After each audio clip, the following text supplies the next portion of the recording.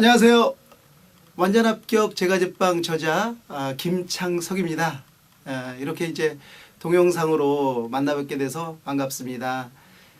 이번에 이제 동영상을 제 완전 합격 제과제빵 필기책에 수록하게 된 계기는 혼자 충분히 공부해서 시험에 합격할 수 있게끔 제가 책에다가 지금까지 한 20년 정도 되는 그 관연도 기출 문제들 그 내용 분석하고 그 내용들을 그 이제 약간의 그 내용들을 이제 정리하고 그 다음에 문제를 그 빈도수가 높은 순으로 해서 배열을 해서 그 책을 만들었는데, 이것을 이제 혼자 공부하기에 좀 어려움이 또 있다고들 이렇게 학생들이 많이 이야기를 해서 그 혼자 공부하시는 분들을 위해서 좀 이 동영상 강의를 한번 준비해 보게 됐습니다.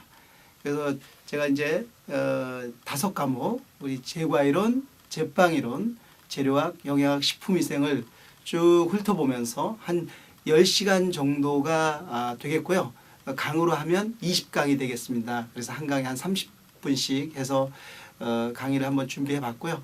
제가 이 강의를 통해서 좀 혼자 공부하시는 분들이 좀 더 쉽게 이해할 수 있게끔 좀 이야기를 좀 풀어주고, 그리고 시험에 좀 뭐 반드시 시험 문제라고 하는 것이 뭐 좀 반드시 똑같은 문제가 계속 나오는 건 아니기 때문에 빈도수가 높은 거 위주로 좀 제가 이제 강조를 해서 그 부분은 이제 반드시 좀 짚고 넘어가고, 그 외의 부분들을 이렇게 좀 또 나름대로 공부하셔가지고 그 필기 시험에 무난히 합격하기를 하기 위해서 이런 동영상 강의를 준비하게 됐습니다. 자, 그러면 제 1강, 1강으로서 과자의 개요편을 보도록 하겠습니다. 페이지로는 20페이지 되겠습니다. 자, 그러면 과자의 개요 보면요. 첫 번째가 보면 과자와 빵의 차이점, 이거죠. 우리가 이제 과자와 빵의 차이점에 대해서 좀 알 필요가 있는 이유가 뭐냐면, 이제 현재 그 제과 제빵 전문점을 이렇게 보면은 빵 전문점, 과자 전문점으로 이렇게 나누어지고 있는 게 현실이에요. 그러면 이제 빵이 무엇인지 과자가 무엇인지, 빵과 과자의 특징은 어떤 것인지를 알아야만 내가 앞으로 창업을 했을 때 어떤 전문점으로 나아갈 것인가라는 나름의 이제 계획을 세울 수 있지 않느냐 하는 부분에서 첫 장에 제 1번을 빵과 과자의 차이점으로 잡아봤습니다.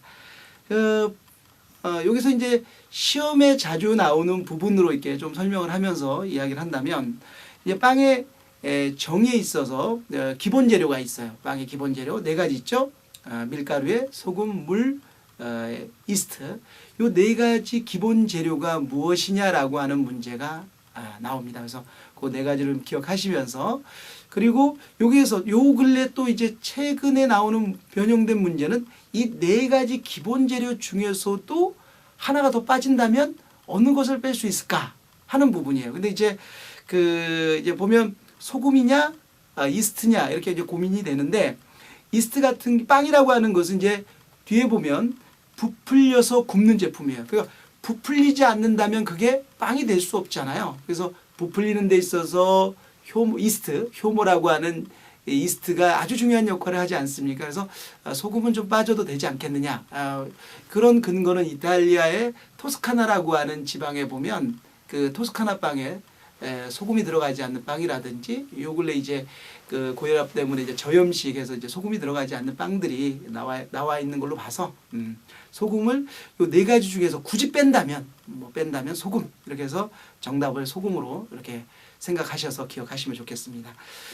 과자는요, 제품의 종류에 따라서 들어가는 기본 재료가 다 틀려요.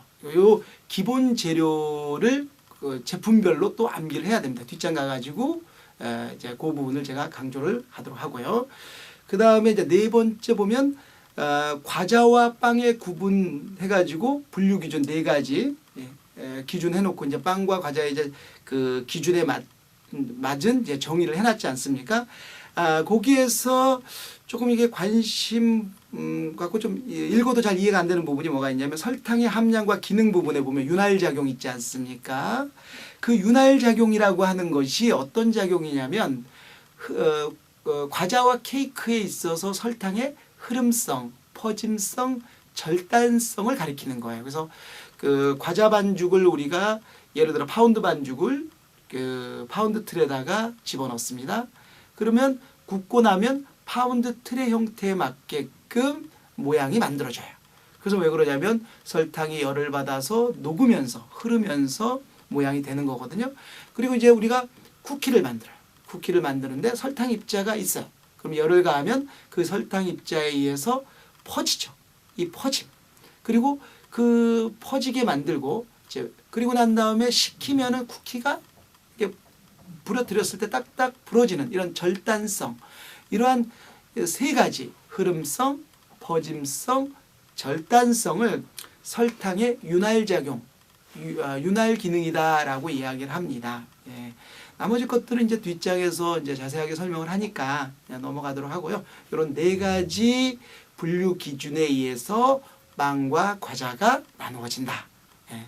잘 기억해 주시고요. 자, 두 번째 보면 과자 제품의 분류. 자, 요즘 제가 과자 전문점을 보면 이 과자 모든 과자를 다 만들지 않아요.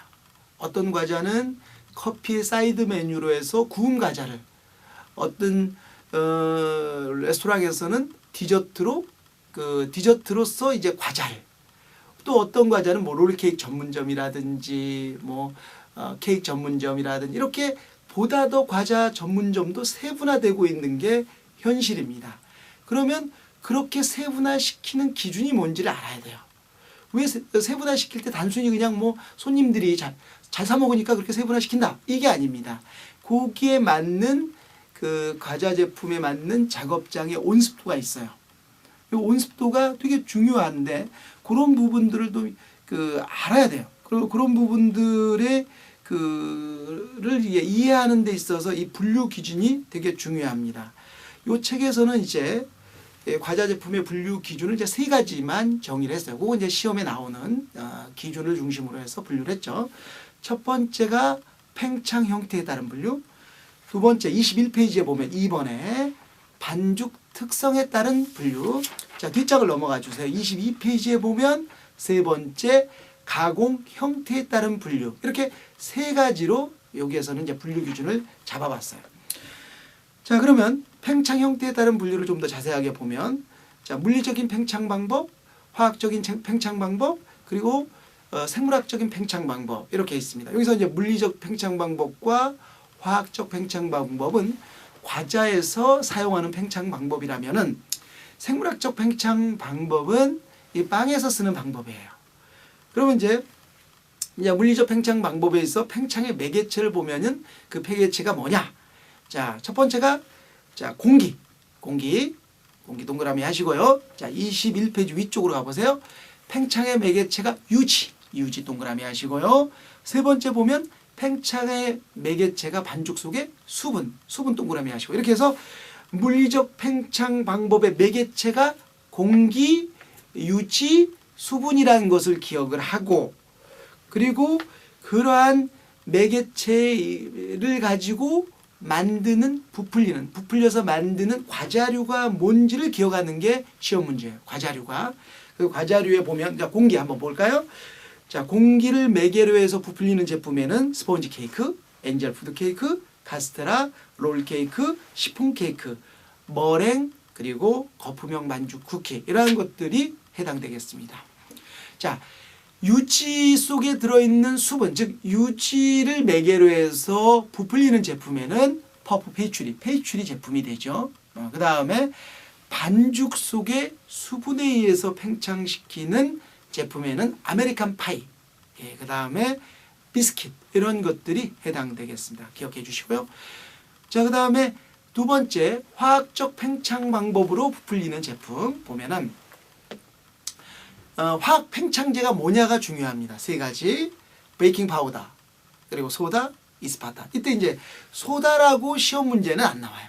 소다는 그냥 일반 회화, 그냥 일상생활에 쓰는 단어고, 우리 제과제빵에서는 소다를 중조, 그 다음에 탄산수도, 나트륨이라고 시험에 나와요. 그러니까 이렇게 기억을 하셔야 되겠습니다. 그래서 화학 팽창제 3가지 다시 한번 얘기해 볼게요.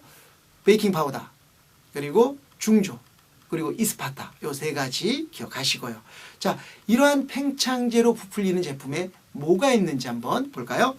자, 제품의 종류에 레이어 케이크, 반죽형 케이크, 케이크 도넛, 비스킷, 그리고 머핀 케이크, 와플 팬케이크, 파운드 케이크, 과일 케이크 이런 제품들이 해당되겠습니다.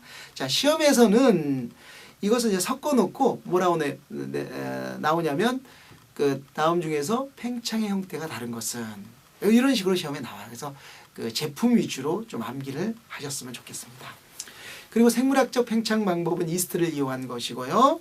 이스트를 이용해서 만드는 제품의 종류에는 뭐 뒤에 이제 빵자로 들어가죠. 대부분. 그래서 쉽게 구할 수가 있는데 딱 하나가 자, 이름이 참 이상하죠. 커피 케이크.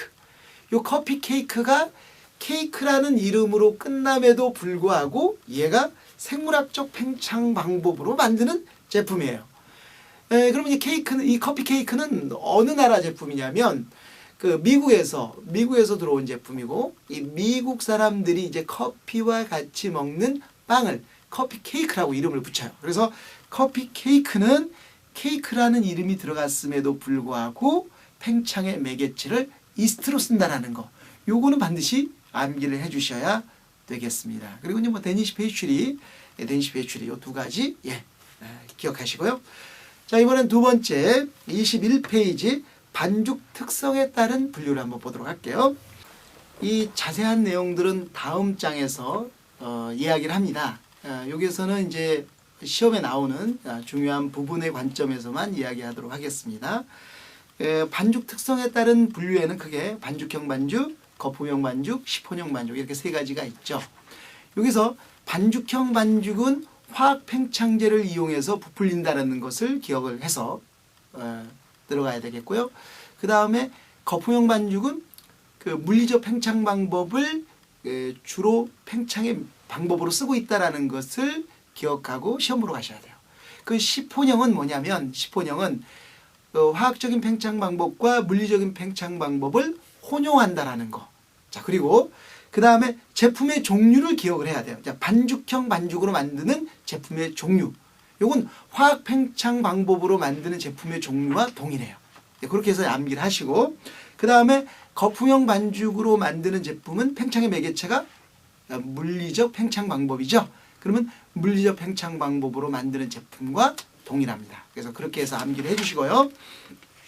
자, 22페이지 시폰형 반죽으로 만드는 과자 제품에는 시폰 케이크 하나뿐이 없어요. 그리고 그러니까 뭐 그거 하나 정도는 반드시 기억을 해주시고요. 지금까지 시험 문제는 반죽형 반죽과 이제 거품형 반죽을 이제 섞어 놓고 이제 물어보는 문제가 이제 가장 많이 나왔죠. 그렇게 기억해 주시고요. 가공 형태에 따른 분류해서 8가지의 제품들을 쭉 제품류를 쭉 적어놨습니다. 여기서 이제 시험에 나왔던 것은 크게 이제 2가지류예요. 첫 번째는 뭐냐면 2가지류. 케이크 데코레이션류와 공예과자류의 차이점이 뭐냐 이 문제. 그럼 이제 공통점은 먼저 미적인 아름다움을 추구한다라는 게 공통점이에요.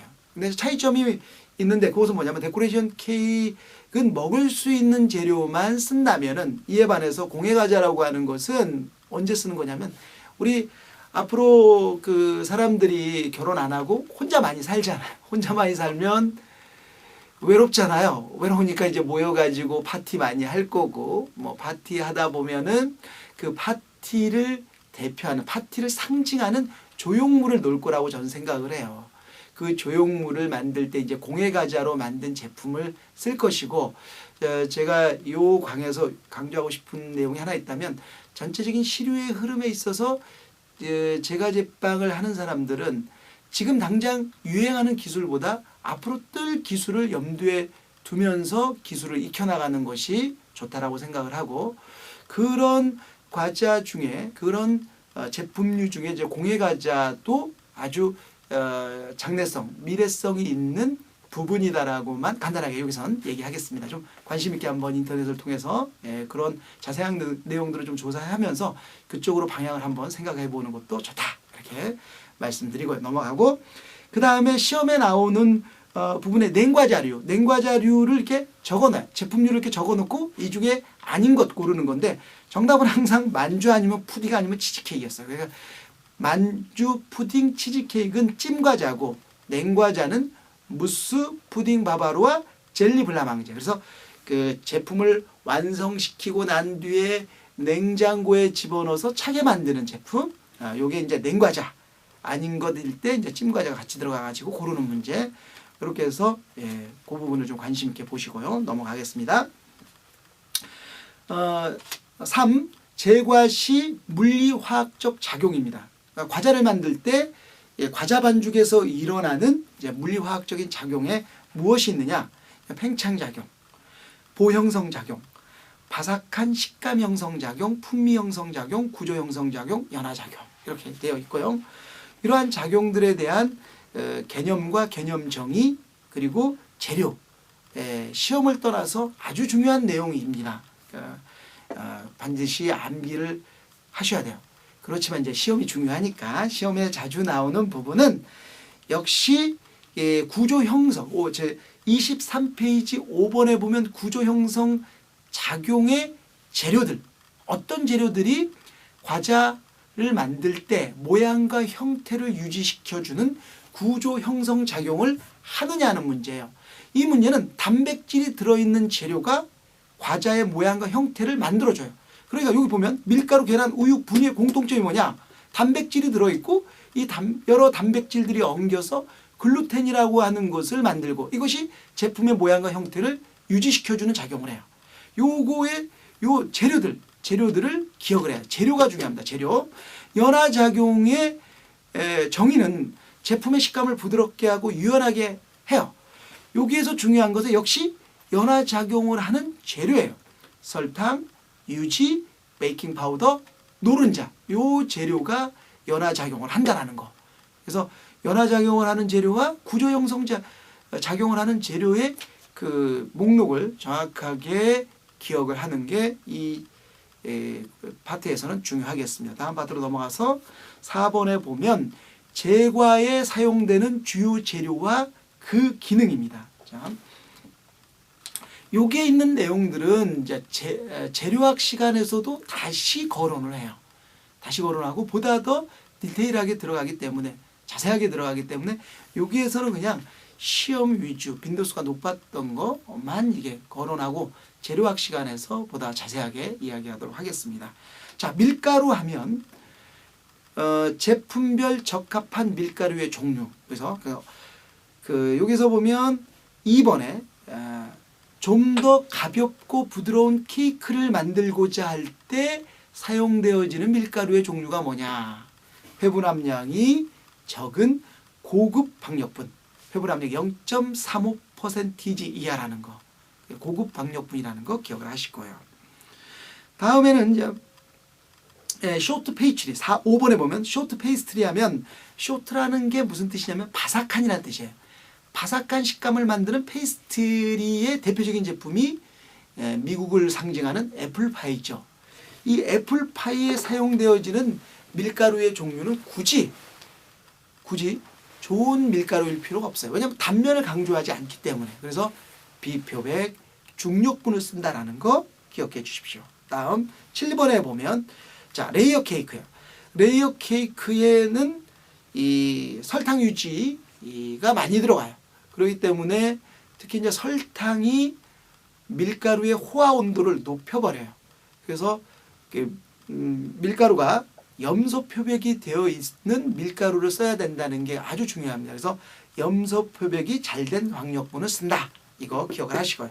파운드 케이크는 일반적으로 부드러운 질감을 내기 위해서는 박력분을 쓰는데 나는 내가 만드는 파운드 케이크에는 쫄깃함을 표현하고 싶다. 이런 생각이 있다면 박력분의 일부분, 한 20% 범위 내에서 박력분의 를 대신해서 이제 중력분이라든지 강력분을 집어넣어서 사용을 하면은 쫄깃함을 나타낼 수가 있습니다. 자, 이 부분이 중요한 부분이 되겠고요. 자, 넘어가서 설탕하면 이 설탕은 이제 제가 8번까지 항목으로 정리를 했죠. 자, 그러면 여기에서 이제 중요한 개념들, 개념들만 찍어 보겠습니다. 자, 1번 항목에서는 감미제 동그라미였어요. 감미제. 단맛을 내는 거죠. 2번 항목에서는 향. 그러니까 당의 본래의 냄새와 갈변 반응에 의한 향을 부여해요, 제품에. 그 다음에 세 번째가 껍질에 색을 내줘요. 그러니까 네 번째가 그 식감을 부드럽게 해줘요. 다섯 번째가 수분 보유력에 의해서 제품의 노화를 지연시켜서 신선도를 오랫동안 유지시켜요. 여기서 노화 지연이 중요해요. 노화 지연. 여섯 번째가 흐름작용. 일곱 번째가 퍼짐률. 여덟 번째가 절단성. 그러니까 딱딱 부러지며 잘라지는 효과. 절단성. 그래서 흐름작용, 퍼짐률, 절단성을 합쳐서 뭐라고 아까 앞에서 얘기했죠? 윤활작용이라고 얘기했죠? 이렇게 되는 겁니다. 그래서 이 부분의 항목을 잘 기억하고요. 자, 이번에는 유지를 설명하겠습니다. 유지에서 중요한 개념. 자, 이번에는 이제 유지편은 앞에다가 큰 활자로 제가 정리를 해놨죠. 먼저 읽어보도록 하겠습니다. 1번에 크림성, 2번에 쇼트닝성, 3번에 안정성, 4번에 신장성, 5번에 가소성, 6번에 신선도 유지, 7번에 연화작용. 이렇게 큰 개념들을 암기를 하셔야 되겠습니다. 근데 그냥 암기가 잘 안 되죠. 이해를 해야지 이제 암기가 되는 거니까 이제 간단하게 이제 제가 그 개념에 대한 이제 정의를 쭉 적어 놨죠. 뭐 크림성이라고 하는 것은 믹싱 중에 공기를 혼입하는 성질, 쇼트닝성이라고 하는 것은 제품의 부드러움 그리고 바삭함을 주는 유지의 성질, 안정성이라고 하는 것은 유지가 산소와 결합을 해서 산패되지 않도록 하는 유지의 성질, 신장성이라고 하는 것은 말 맞다나 이게 반죽 속에 들어가서 반죽과 함께 유지가 이렇게 잘 늘어나는 성질, 가소성이라고 하는 것은 이 가소라는 게 이제 고체라는 의미로 쓰여지는 거에서 고체 형태를 유지하는데 반고체예요. 그러니까 고체라고 하는 것이 외부의 힘에 의해서 변형되지 않는 고체도 있지만은 외부의 힘에 의해서 변형될 수도 있지 않겠습니까? 근데 변형되는 성질을 가지고 있는 고체다. 그래서 가소성. 그다음에 신선도라고 하는 것은 수분 보유력과 아주 밀접한 관계가 있습니다. 그래서 수분을 보유해야만 그 과자 제품의 부드러움이 오래 가고 그러므로 인해서 신선도가 높다, 신선하다 이렇게 이제 이야기하는 기준. 연화작용이라고 하는 것은 단백질이 엉겨서 글루텐으로 생성 발전되는 것을 억제하는 그런 작용.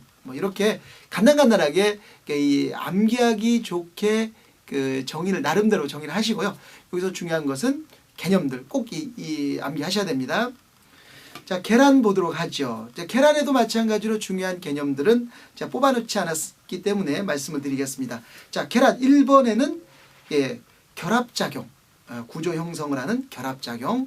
자, 2번에서는 자, 설탕과 유지는 수분 보유력이 있는데 반해서 계란은 수분 보유 능력이 없고 수분 공급제 기능을 한다는 거. 이게 이제 시험 문제에서 나오는 거예요. 그래서 제가 일부러 이렇게 적어 놓은 거에서 수분 공급제 기능 암기하시고요.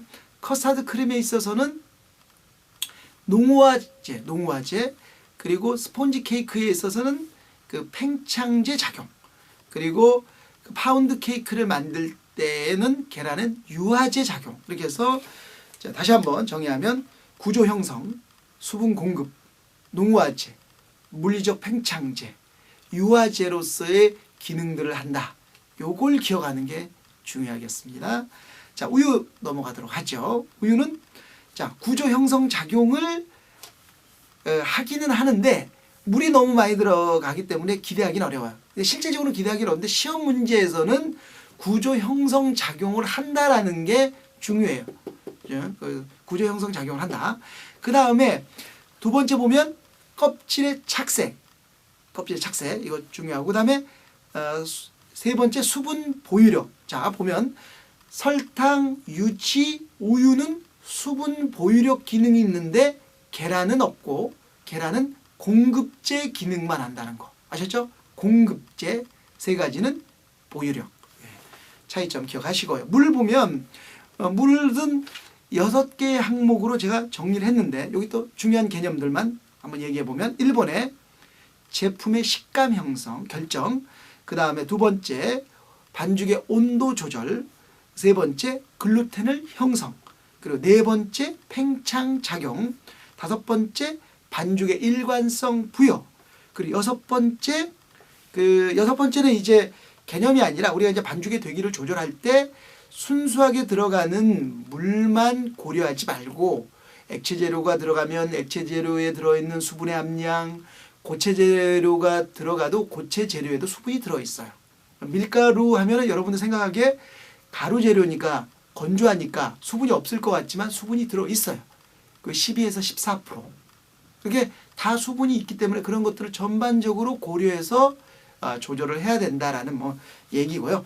요건 뭐 그냥 넘어가고 요 중요한 거 제품의 식감 결정, 반죽의 온도 조절, 글루텐 형성, 팽창 작용, 반죽의 일관성 부여 기억하십시오.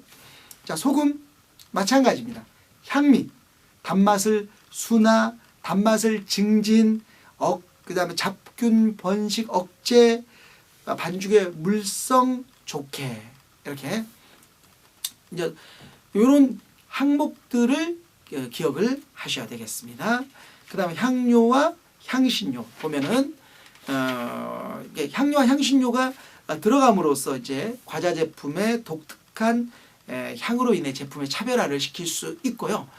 앞으로 보다 더 세련된 디저트를 만들고자 한다면 이 향료와 향신료는 그리고 또 하나 증류주죠. 증류주. 요 세 가지는 아주 중요한 포인트가 될 거예요. 그래서 지금 뭐 시험 문제에서는 뭐 거론하는 게 그 뒷장에 재료학 시간에 이야기를 하겠지만 이 앞으로 시험과 상관없이 우리가 디저트를 전문으로 만드는 파티셰가 되고자 한다면 이 세 가지 향료, 향신료, 그 다음에 그 증류주, 술이죠, 술. 이런 부분에 대한 깊이 있는 조예가 디저트의 그 질을 향상시키는데 결정하는데 아주 중요한 영향을 미치게 될 겁니다. 자, 26페이지 보면 베이킹 파우더 보도록 하겠습니다. 베이킹 파우더의 중요한 개념들. 첫 번째, 1번의 연화작용, 2번의 화학적 팽창 작용, 그 다음에 세 번째는요. 세 번째는 개념의 문제는 아니고 베이킹 파우더가 일반적으로 pH가 중성이에요. 근데 어떤 의도에 의해서 베이킹 파우더가 중성이 아닌 산성을 띠게 한 베이킹 파우더도 있고 알카리성을 띠게 한 베이킹 파우더도 있다라는 얘기를 적어 놓은 거고 이러한 pH에 의해서 완제품의 색과 맛에 영향이 생긴다. 이건 뒷장에 가면 또 다시 한번 거론하도록 하고요. 자, 네 번째 보면 그 탄산가스를 만들죠. 탄산가스라기도 시험 문제 나오기도 하지만 이산화탄소라고 정확하게 얘기해야죠. 탄산가스라고 하는 것은 이산화탄소가 물에 녹여져 있는 상태를 가리키는 거고 물에 녹여져 있지 않은 그 본래 순수한 상태를 이산화탄소라고 이야기를 합니다만 시험 문제에서는 이제 막 써요. 막 탄산가스라고 이야기도 하고 이산화탄소라고도 이야기해요. 그러니까 그냥 동일한 걸로 암기를 해주셔야 되겠습니다. 그 다음에 화학 반응을 하는 이제 온도 범위에는 그 베이킹 파우더가 이제 그 산성제가 들어가면서 이제 반응 속도를 이제 조절하는데 뭐 속효성, 지효성, 지속성 이런 것들이 있다. 뭐 이렇게 기억하시면 되겠습니다. 그래서 다시 한번 연화작용, 화학적 팽창작용, 탄산가스 발생, 그리고 화학 반응을 하는 온도 범위에 따라 속효성, 지소성, 지효성 이렇게 기억을 하시면 되겠습니다. 다음에는 이제 제과 제빵 기기와 도구 이렇게 보면 첫 번째 믹서인데 믹서에서 나오는 이제 자주 나왔던 문제가 수직형 믹서 관심 있게 봐주시고요. 그 다음에 제가 이제 팁을 이렇게 해놓은 게 되게 많아요. 이 팁은 반드시 암기하셔야 돼요. 반드시. 그래서 이제 팁에 보면은 제빵 전용 믹서, 스파이럴 믹서, 제과 전용 믹서, 에어 믹서, 그리고 믹서 부속물에 반죽 날개, 휘퍼, 비터, 훅, 요거 기억하시고요. 파이롤러는 자동 밀대기라고 얘기를 해요. 이 자동 밀대기는 그 패스츄리 제품, 냉동 제품에 사용되어지는 도구이기 때문에 요거는 그 냉장고라든지 냉동고 바로 옆에 있어야 되겠습니다. 제가 좀 너무 자세하게 설명하다 보니까 계획했던 것보다 진도가 좀 많이 안 나가네요. 네. 여기에서 이제 1강을 종강을 하고, 여러분들 좀 쉬었다가 다시 그 컴퓨터 앞으로 오셔서 2강 같이 한번 또 열심히 공부하도록 하죠. 자, 그럼 2강 때 뵙도록 하겠습니다. 자, 감사합니다.